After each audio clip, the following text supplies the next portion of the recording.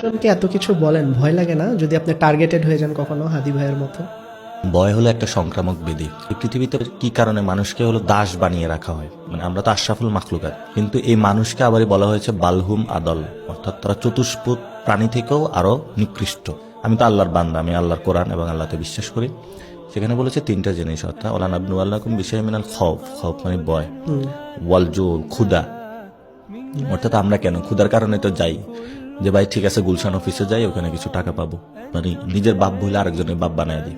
আবার এই হলো ওয়ান অ্যাকশন, মানে আপনার যে আমল খারাপ কাজকর্মের কারণে হলো মানুষকে পরীক্ষা করা হয় আর কি।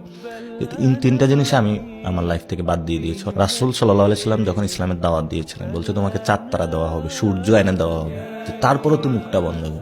রাসূল সাল্লাল্লাহু আলাইহি সাল্লাম কিন্তু কখনোই এটার সাথে কম্প্রোমাইজ করেননি। তো এখন আমি যদি বলি লা ইলাহা ইল্লাল্লাহু মুহাম্মাদুর রাসূলুল্লাহ, অর্থাৎ আমি রাসূলকে বিশ্বাস করি সাল্লাল্লাহু আলাইহি সাল্লাম, এবং আমি তার উম্মত দাবি করি, তা আমি কেন ভয় পাবো? আমার একদম স্পেসিফিক, আমি আল্লাহ ছাড়া কারোর ভয় পাই না।